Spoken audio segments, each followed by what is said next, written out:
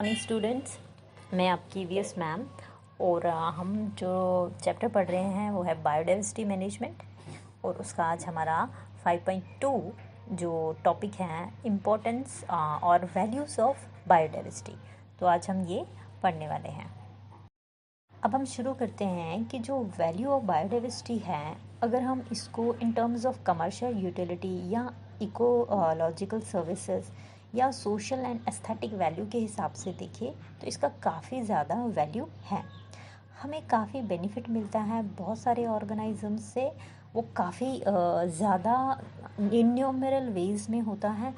कभी कभी हम रियलाइज़ करते हैं कि हमें we realise and appreciate the value of organisms तब जब हम उनको खो देते हैं आफ्टर दियर डेथ।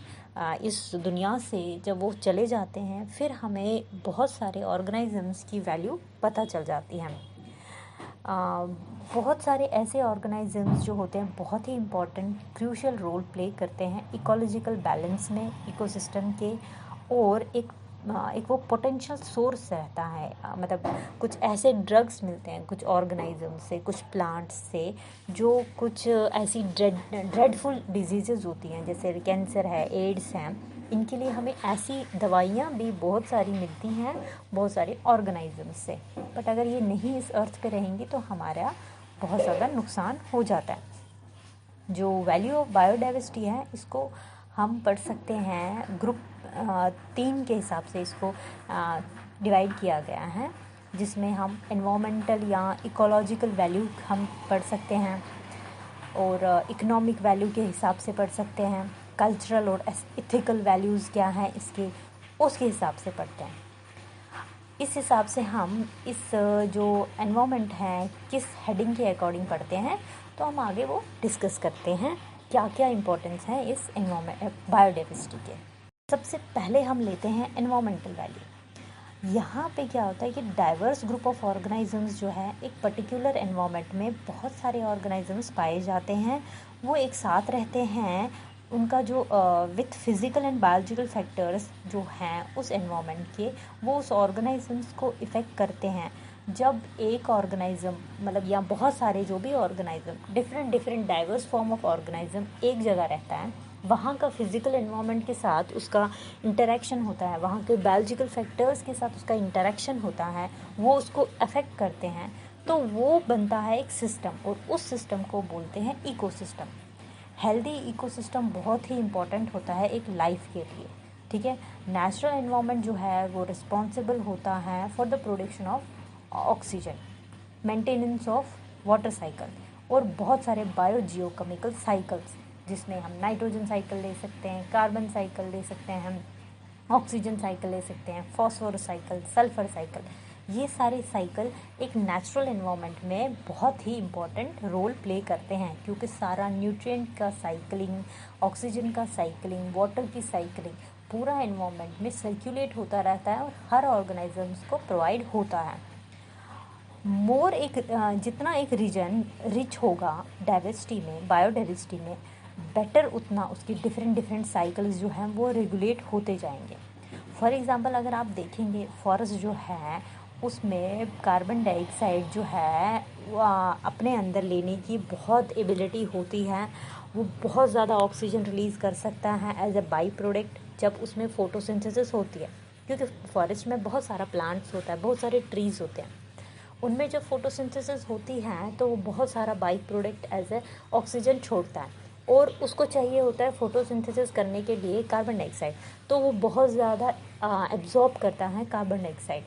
तो हमारा फॉरेस्ट जो है वो उसमें बहुत ज़्यादा बायोडाइवर्सिटी है, और वो हमारे इस साइकिल को, इस जो भी साइकिल है ऑक्सीजन का, वो उसको रेगुलेट करता है, ठीक है। और रेनफॉल को भी वो रेगुलेट करता है। सॉइल इरोजन, हमेशा सॉइल जो है फॉरेस्ट में वो पकड़ी जाती है, मतलब रूट्स जो हैं ट्रीज़ के वो उसको बाइंड करके रखते हैं, सॉइल को इरोड नहीं होने देते हैं, तो वो उसको बचा के रखता है फॉरेस्ट। हम जैसे कि अगर डिफॉरेस्टेशन होती है तो बहुत ज़्यादा पेड़ कटते हैं।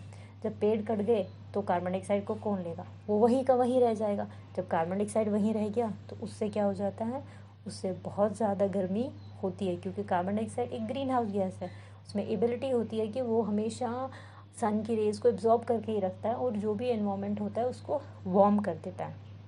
और ज़्यादा कार्बन डाइऑक्साइड हो गया, ज़िंदगी सांस नहीं ले पाता है इंसान, ऑक्सीजन कहाँ से प्रोड्यूस होगा जब फॉरेस्ट ही कट गए, ठीक है।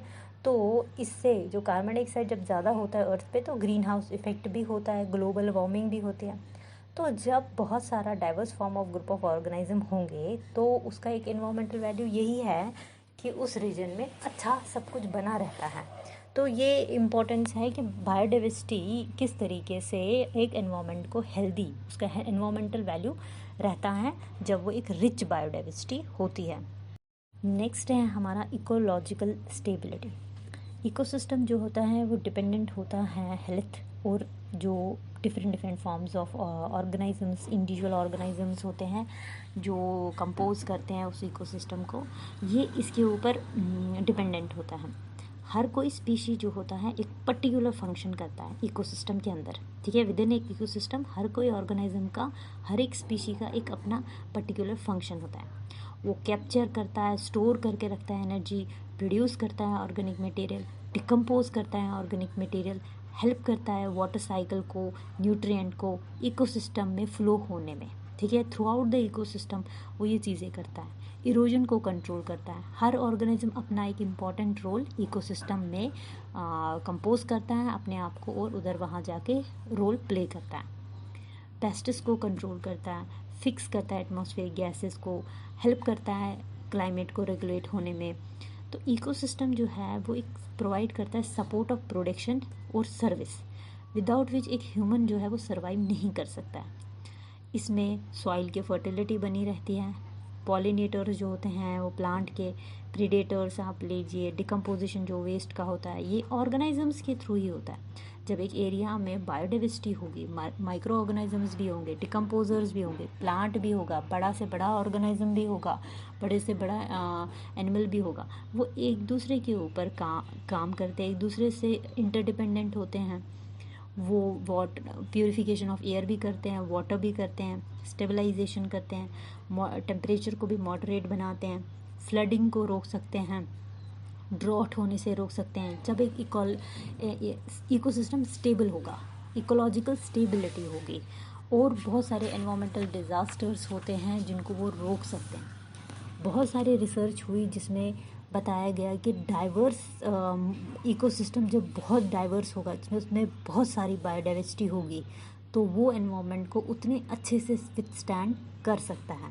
एनवायरनमेंट उतना ही कम स्ट्रेस में रहेगा और ज़्यादा प्रोडक्टिव रहेगा अगर जो इकोसिस्टम डाइवर्स होगा। लॉस ऑफ स्पीशी जब होती है उसकी वजह से क्या हो जाएगा कि सिस्टम की एबिलिटी जो होती है वो डिक्रीज़ हो जाएगी और डैमेज होता जाएगा। सो हर एक ऑर्गेनिज्म का इकोसिस्टम में एक दूसरे के ऊपर जो इंटरडिपेंडेंसी होती है उसकी वजह से एक स्पीशी जो है वो जो हो जाता है वो दूसरे स्पीशी को नॉर्मली ऑपरेट करने में मदद देता है। तो अगर एक स्पीशी ख़त्म हो गया, दूसरा स्पीशी तो उसी के ऊपर डिपेंडेंट था, तो उसकी वजह से तो उसको भी हार्म हो जाएगा, तो इकोसिस्टम अच्छे से काम ही नहीं कर पाएगा, ऑपरेट नॉर्मली कर ही नहीं पाएगा। इसीलिए हर एक ऑर्गेनिज्म का इकोसिस्टम में एक दूसरे के ऊपर जो इंटरडिपेंडेंट हैं वो ज़रूरी है और एक दूसरे के ऊपर काम करना बहुत ही ज़रूरी है।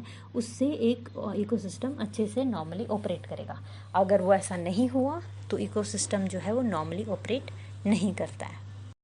अब हम थर्ड वन पढ़ते हैं, वो है इकोसिस्टम सर्विसेज, कि इकोसिस्टम इस बायोडाइवर्सिटी में अपनी किस तरीके से सर्विस देता है। इससे क्या होता है, ये सपोर्ट करता है ह्यूमन नीड्स को। बहुत सारी एक्टिविटीज़ जो होती हैं वो इकोसिस्टम को मैनेज करने में, इकोसिस्टम के अंदर जो भी प्रोडक्शन होती है उसको किस तरीके से मैनेज किया जाता है, वो ये सारी चीज़ें हम पढ़ेंगे इकोसिस्टम सर्विसेज में। इकोसिस्टम किस तरीके से अपनी सर्विस देता है, जैसे कि प्रोडक्शन है ऑक्सीजन का होना by the land based plants और मैरीन एल्गी। तो इनसे बहुत सारा ऑक्सीजन प्रोड्यूस होता है। जब ये सारी डाइवर्सिटी है तभी जाके जो है ऑक्सीजन प्रोड्यूस होगा। तो इकोसिस्टम के ही अंदर ये सारे बायोडाइवर्सिटी वाले ऑर्गेनिजम्स स्पीशीज़ हैं। फ्रेश वाटर की क्वालिटी को मेंटेन कराना by vegetation run off, trapping कराना सेडिमेंट की, रिमूव कराना न्यूट्रिएंट्स को, और बाई सॉइल ऑर्गेनिजम्स, या ब्रेकिंग कराना इनकी पोल्यूटेंट्स की, जैसे कि फॉर एग्जांपल जैसे कि न्यूट्रिएंट्स जो हैं किस तरीके से ये एडअप हो जाएंगे सॉइल में। बहुत सारे जो नाइट्रोजन है वो इजीली फिक्स नहीं होता है, उसको राइजोबियम बैक्टीरिया फिक्स करता है, फिर जाके प्लांट को प्रोवाइड करता है। या बहुत सारे जो बायोडिग्रेडेबल वेस्ट होता है उसको डिग्रेड करता है, उसको डिकम्पोज करता है, उससे उसके न्यूट्रिएंट्स एडअप करवा देता है सॉइल में। बहुत सारे ऐसे पोल्यूटेंट होते हैं जिनको माइक्रो ऑर्गेनिजम्स ही क्या करते हैं, डिकम्पोज कर देते हैं, उनको ख़त्म कर देते हैं, पोल्यूटेंट ख़त्म कर देते हैं। जो प्रोडक्शन होती है और मेंटेनेंस ऑफ फर्टाइल सॉइल, वो भी ये सारी जो इकोसिस्टम के अंदर जो बायोडाइवर्सिटी है, बहुत सारे ऑर्गेनिजम्स हैं, वो कराते हैं। कैसे? जब बहुत सारी इंटरेक्शन फिज़िकल जो फैक्टर्स हैं उनका जो लिविंग फैक्टर्स है, मतलब बायोटिक और एबायोटिक एक दूसरे के साथ इंटरेक्शन करते हैं, इंटरेक्शन प्रोसेस होती है, उससे बहुत सारा फर्टाइल सॉइल को भी मेंटेनेंस और उनकी प्रोडक्शन में मदद देता है। अब जैसे फूड जो है, प्रोविजन ऑफ फूड, जैसे फिश है, pastures for cattle and sheep, timber, firewood, harvested wild life such as kangaroos and native cut flowers, ये सब इकोसिस्टम से ही तो मिलता है। इतनी सारी जो भी अपॉर्चुनिटीज़ है, ये सारा तो इकोसिस्टम है, उसके अंदर बायोडाइवर्सिटी है, तो इकोसिस्टम यही सर्विसेज प्रोवाइड करता है। प्रोविजन ऑफ नेटिव स्पीशीज़, जो एक ही जगह, जो उसी जगह स्पेसिफिकली पाए जाते हैं, कुछ ऐसे टाइप के जीन्स जो कहीं और नहीं पाए जाते, वो एक ही किसी एक स्पेसिफिक एरिया में, तो वो इकोसिस्टम ही उनको उस जगह मेंटेन करके रखता है, जो कभी कभी इंडस्ट्रियल रिसर्च में या डेवलपमेंट के काम में आता है, या हम ट्रेडिशनली ब्रीडिंग करते हैं, बायोटेक्नोलॉजी एप्लीकेशन करते हैं एग्रीकल्चर में, हम नई नई खोज करते हैं, नई नई फसलों के बारे में पढ़ते हैं, तो वो तभी पढ़ते हैं जब इकोसिस्टम में उसका प्रोविज़न था, वहाँ से हमने उसको यूज़ किया, फिर हमने आगे जाके इंडस्ट्रियलाइजेशन में यूज़ किया, फॉरेस्ट्री में, हॉर्टिकल्चर में, मैरीकल्चर में, फार्मा में, केमिकल प्रोडक्शन में, बायो रेमिडिएशन में। तो ये सारी जो स्पीशीज़, कुछ ऐसे जीन्स जो पर्टिकुलरली किसी एक सिस्टम में पाए जाते हैं, उसको प्रिजर्व करके रखना, उसको आगे जाके अप्लाई करवाना, उसकी प्रोसेसिंग कराना, ये हमें इकोसिस्टम ही तो सर्विस दे रहा है। पॉलिनेशन कराना एग्रीकल्चर क्रॉप्स की, फॉरेस्ट्रीज़ की, नेटिव फ्लावरिंग प्लांट्स की, बाई नेटिव इंसेक्ट्स की, नेटिव इंसेक्ट के द्वारा ही ये सारी चीज़ें होना, नेटिव फ्लावरिंग प्लांट्स की पॉलिनेशन होना, और बहुत सारे क्रिएचर्स जो हैं, ये इकोसिस्टम ही हमें सर्विस प्रोवाइड करती है। एग्रीकल्चर में पेस्ट कंट्रोल करवाना बाय बेनिफिशरी नेटिव प्रेडेटर्स, अगर हम केमिकल नहीं भी यूज़ करते हैं, पेस्टिसाइड्स नहीं यूज़ करते हैं, फिर भी जो कुछ ऐसे प्रेडेटर्स होते हैं वो उस पेस्ट को कंट्रोल कर सकते हैं, खा सकते हैं, तो वो भी तो इकोसिस्टम में ही होते हैं। जब हमने अच्छे से बायोडाइवर्सिटी को प्रिजर्व किया होगा, वहाँ के प्रेडेटर से लेकर प्रे सबको आराम से प्रिजर्व करके रखा होगा, उनकी अच्छे से इंटरेक्शन होगी, तो हमें नेटिव प्रेडेटर्स भी मिलते हैं जो इस पेस्ट को कंट्रोल कर सकते हैं एग्रीकल्चर लैंड में। अब जैसे फ्लड आता है, तो उसको रोकने का तरीका कि हम लोकली वेजिटेशन जो है वो लगाएं, उससे क्या होता है, जो स्लोली रन ऑफ होता है वो रुक जाता है, सेडिमेंट्स जो आ रहे होते हैं उससे वो ट्रैप हो जाते हैं, वो आगे नहीं खिसकते जाते हैं। बहुत सारे ऐसे पोल्यूटेंट्स होते हैं जिनको माइक्रो ऑर्गेनिज्म सॉइल में ही ब्रेक डाउन करते हैं, और एक्वाटिक इकोसिस्टम जो हैं वो बहुत सारे हेवी मेटल्स को मैरीन में और फ्रेश वाटर सेडिमेंट्स में उसको ब्रेक डाउन करते हैं। इस तरीके से हमारे इकोसिस्टम में बहुत सारे ऐसी डाइवर्सिटी है जो हमारे सिस्टम को नेचुरली बहुत ज़्यादातर अपने हिसाब से स्टेबल करके रख सकता है। मगर हम जब एक्सेस यूज़ करते हैं तो इतना ज़्यादा तो डाइवर्सिटी होगी नहीं फिर कि हम उस बेचारे को बहुत ज़्यादा हर चीज़ को एडजस्ट करना पड़े। अगर हम एक्सेस में अगर कोई चीज़ पोल्यूशन हो भी जाता है लिमिट में, तो हमारी बायोडाइवर्सिटी इतनी है कि हमारे माइक्रो ऑर्गेनिजम्स हो या कोई भी ऑर्गेनिज्म, वो एक दूसरे को स्टेबल करने के लिए बहुत कोशिश करते हैं। पर जब ओवर एक्सप्लॉइटेशन होती है, बहुत ज़्यादा अपनी लालच में इंसान केमिकल, पेस्टिसाइड, फर्टिलाइज़र यूज़ करता है, तो इतना ज़्यादा तो कोई भी स्टेबल नहीं कर पाएगा। ठीक है।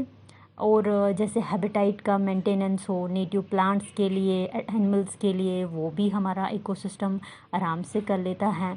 मेंटेनेंस ऑफ हैबिटाइट जो इंसान के लिए, ह्यूमन के लिए रिक्रिएशन का पर्पस बने, अट्रैक्टिव बने, या टूरिज़्म के लिए, या कल्चरल एक्टिविटीज़ के लिए, या स्पिरिचुअल इम्पोर्टेंस हो, इस तरीके से भी हमारा इकोसिस्टम सर्विस देता है कि ऐसा हैबिटाइट भी उसके पास होता है कि वो इंसान को अट्रैक्ट करता है उसकी तरफ। आप देखेंगे कहीं पहाड़ों में जाके, वहाँ किसी ने कुछ किया भी नहीं होता है तो भी अपना सिस्टम नेचर ने ऐसा बनाया होता है कि लोग उसकी तरफ रिक्रिएशनल पर्पस के लिए अट्रैक्ट हो जाते हैं, टूरिज़्म वहाँ पे जाता है। कल्चरल, आपने कश्मीर में बहुत सारी जगहें देखी होंगी जहाँ पे कोई भी टूरिज़्म की तरफ से कोई वहाँ एक्टिविटीज़ नहीं होती हैं, वैसा कोई डेवलपमेंट नहीं होता है, बट फिर भी देखने को इतनी ब्यूटीफुल होती हैं कि वहाँ पे लोगों का आना बहुत ही रहता है। तो ये सारा इकोसिस्टम हमें खुद से, अपने आप से ही ये सिस्टम वो क्रिएट करता है। उसमें इतनी डाइवर्सिटी होती है कि वहाँ पे रिक्रिएशनल पर्पसेस या टूरिज़्म के लिए लोग जा सकते हैं, या मेडिटेशन करना, स्पिरिचुअली बहुत सारी जगहें ऐसी होती है जहाँ आपको मन की शांति भी मिलती है। तो इकोसिस्टम ये सारी सर्विसेज प्रोवाइड करता है। अब है फोर्थ वन, कंजप्टिव वैल्यू। हर एक ह्यूमन के लिए बायोडाइवर्सिटी जो है वो एक रिसोर्स है उसकी लाइफ को जीने के लिए, डेली लाइफ को। सच क्रॉप डाइवर्सिटी अगर हो, जिसको मतलब क्रॉप्स में भी कितनी सारी डाइवर्सिटियाँ होती हैं, उसको हम एग्रो बायोडाइवर्सिटी बोल सकते हैं क्योंकि एग्रीकल्चर से रिलेटेड है। This is related to natural products that are used directly for food. जो कंजप्टिव है तो मतलब हम कंज्यूम कर रहे हैं, फूड हो, फॉडर हो जो हमें यूज़ ही करना पड़ता है, टिम्बर हो, फ्यूल वुड हो, ये सारी जो हैं ये हमें बायोडाइवर्सिटी में इतनी वैरायटीज़ दी हैं, इतने ऐसी चीज़ें दी है जो हम डायरेक्टली वो यूज़ करते हैं। अगर हम देखेंगे पहला फूड, एक एस्टिमेट बनाया गया, एन मायर्स ने, एक नोटेड इकोलॉजिस्ट थे वो, उसने बताया कि 80,000 एडिबल जो खाने वाली चीज़ें होती हैं, वाइल्ड प्लांट स्पीशीज़ हैं, ठीक है, जो डायरेक्टली या इनडायरेक्टली एक ह्यूमन बीइंग कंज्यूम करता है, जिसमें से भी सिर्फ 40,000 स्पीशी ही है प्लांट्स की और एनिमल्स की जो डेली बेसिस पे हमें मिल सकती है। बाकी 40,000 ऐसे भी हैं जो हमें नहीं मिल पाते हैं, वो हम नहीं कर पाते हैं, मगर कुछ कितनी सारी हैं भी, और उनमें से भी हम, हमारे पास अभी भी कम ही हैं। अगर हम और एक्सप्लोर करेंगे हमें और ही ज़्यादा मिलेंगी।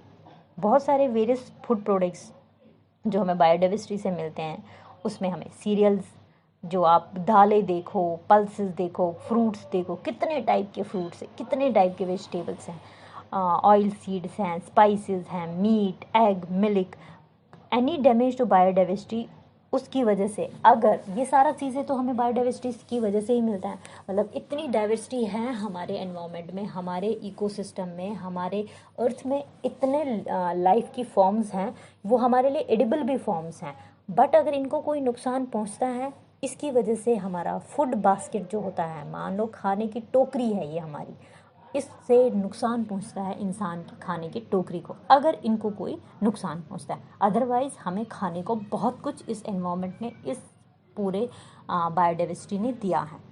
मैन जो है वो कंज्यूम करता है फूड, फिश को एज ए फूड लगभग 40,000 साल से, ठीक है। फिशरमैन जो होता है कोस्टल एरिया में, वो डिपेंडेंट होता है इसी मैरीन रिसोर्स से, पकड़ता है, बेचता है, फिर अपनी कमाई करता है। कितना ज़्यादा ये होता है। एक्वेटिक ऑर्गेनिजम्स को फार्म किया जाता है अब, मतलब तालाबों में फार्म किया जाता है। प्लांट्स को आप देखेंगे बनाया जाता है, अब हाइब्रिड बनाया जाता है। एक तो नेचुरली जो था, और अब भी एक जो नेचुरली अलग अलग वैरायटी के भी थे, उनको भी एक दूसरे से मिला के कोई नई वैरायटी बनाई गई। तो मतलब आगे आगे जाके हमारी बायोडाइवर्सिटी बहुत ही फ्लोरिश करने हैं। बहुत सारे अगर ट्राइबल पीपल जो जंगलों में रहते हैं, वो तो टोटली फॉरेस्ट के ऊपर ही डिपेंडेंट होते हैं अपनी डेली नीड के लिए। जो वुड उनको वहाँ से मिलता है, वो अपनी मतलब उनकी तो बचपन से ही वो वहीं से वुड लाते हैं फॉरेस्ट से एज ए फ्यूल। बहुत सारे जो लोग अराउंड द वर्ल्ड वो डिपेंडेंट ही सिर्फ वाइल्ड स्पीशी, उनको मार्केट से लाने की ना आदत है ना वो उतने उनके रिसोर्सेज हैं।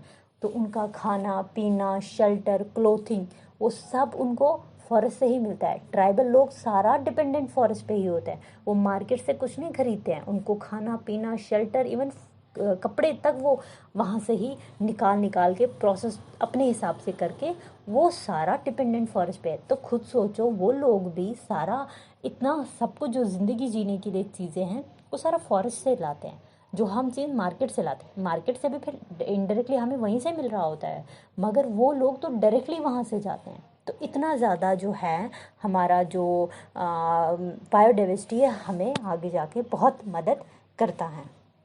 एक और है, अगर हम कंसेप्टिव वैल्यू से देखेंगे, मेडिकेशन, हमें दवाइयाँ मिलती हैं।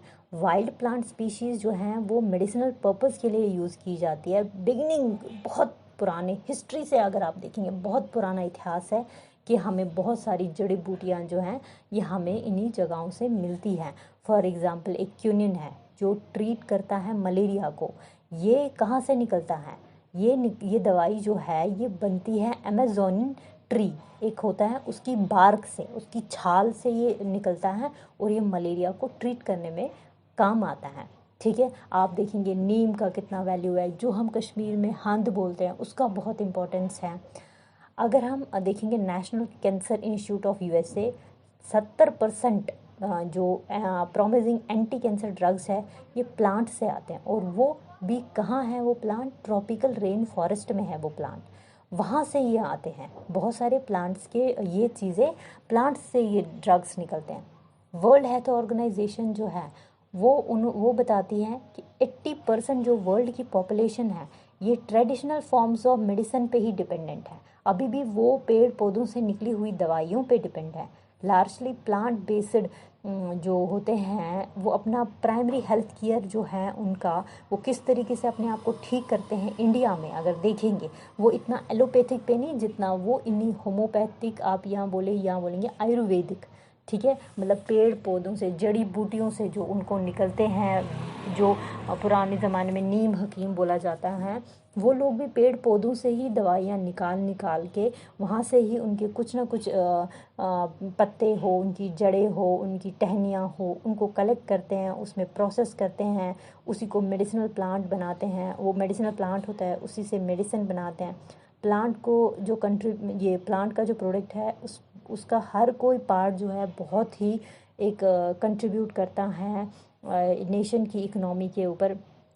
इससे क्या होता है, लोगों को फुल टाइम जॉब भी मिलती है या पार्ट टाइम एम्प्लॉयमेंट भी आप देख सकते हैं, क्योंकि वहाँ पे जाना, वो इकट्ठा करना, वहाँ से अलग अलग मतलब पहली बात है रिसर्च हो जाती है इनके ऊपर कि इसका क्या वैल्यू है, वो रिसर्च का पर्पस बनता है। फिर वहाँ से वो चीज़ें इकट्ठी की जाती हैं, वो चीज़ों का मेडिसिनल दवाइयाँ बनती हैं, यूज़ करते हैं लोग। एनिमल भी हैं जो बहुत ही इंपॉर्टेंट रोल प्ले करते हैं। अगर रिसर्च के हिसाब से देखें, ये एस्टिमेट किया गया है कि लगभग 2,50,000 नॉन प्लांट स्पीशीज़ हैं और 5,000 से 6,000 जो हैं अभी तक मेडिसिनल एप्लीकेशन के लिए रिसर्च हुए हैं। अभी इतने सारे जो हैं वो अभी तक रिसर्च भी नहीं किए हैं, क्योंकि इतनी वैरायटी है, इतनी बायोडाइवर्सिटी है कि अभी ना इतने उनके पास रिसोर्स है कि जाएं इकट्ठा करें, इनके ऊपर सर्च करें। जितने हैं वो भी इतने मिले हैं और जो अभी पेंडिंग हैं वो भी इतने सारे हैं। तो हमारा बायोडाइवर्सिटी जो है वो बहुत ही वैल्यूबल है, उसका इम्पोर्टेंस काफ़ी है। अभी हमने कुछ ही इम्पोर्टेंस पढ़े हैं, आके हमें कुछ और इम्पोर्टेंस है जो हम नेक्स्ट लेक्चर में पढ़ेंगे।